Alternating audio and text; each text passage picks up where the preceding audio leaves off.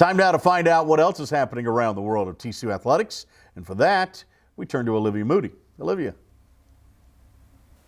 Thanks, Brian. Olivia Moody here with another Texas Health Sports Medicine Sports Report.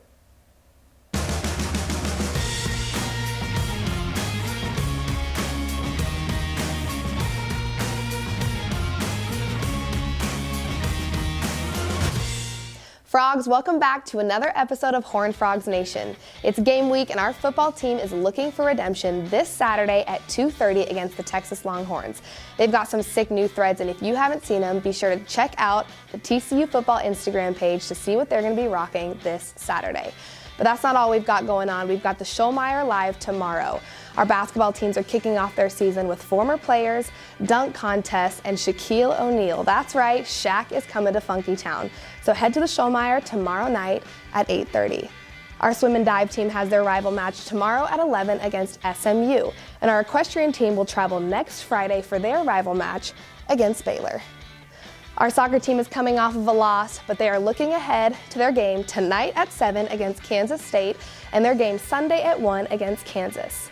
Now on to our volleyball team. They've got a pretty big game tonight for cancer awareness, so I wanted to sit down with head coach Jill Kramer to talk about their season, their history, and what this game means to them. Hey Frogs, I'm here with TCU volleyball head coach Jill Kramer. Coach, the Brickell has been sold out for 21 consecutive matches. What does that energy mean to your girls and to you as a coach? It's unbelievable. Okay, so it helps when you've got the support of your fans and you know that it's consistent and they're going to be there all the time. The other part about it is they stay. You know, like our matches can go 3, 4, or 5 sets, and honestly, unless it's like a really late 8 p.m. match that's ending at like 10:30, people stay in the stands and they back our team. They know that our team fights really hard. They keep playing no matter what, and I think our fans really believe in what we're doing here. Has it always been that way? I know you played here at TCU. I did.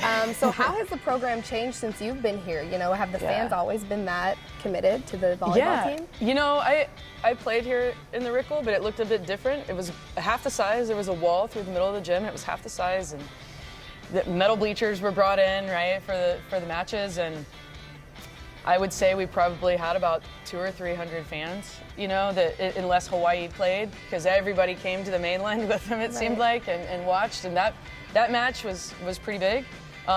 Later in my career, we did play at Daniel Meyer, you know, as it was called, a couple matches there, but you know, every year it's grown and grown and grown, and the previous staffs have done a great job getting out in the community, hosting a bunch of camps since volleyball is so prevalent in the Metroplex. Right. And so it was already there. The following was already there. We've just continued to grow. We've continued to bring more and more homegrown talent, so to speak. So you get their high schools and their middle schools come in, and their families come in, and friends, and we've got some momentum, you know, and with our level of talent and what we've done with the program in the last few years. So as that continues to grow, I think people continue to come. Absolutely. Yeah. When you came and you tackled the job as a coach here at TCU instead of a player, what changes did you want to make? What changes have you made, and what are you seeing from your team this year that you didn't see last year? Yeah, I think immediately it was actually a junior, senior laden team when we got here. Okay, so a lot of those players had a rough go at it their freshman and sophomore year, and they were young.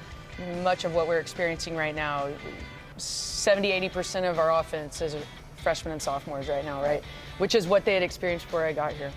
And so we implemented new systems, culture, brought in 3 or 4 transfers that could help us immediately, and that's kind of what we started to build on. It got us into the postseason 2 years in a row, and we've just kind of started a new building phase now, right? And so we're in the process of getting that going again.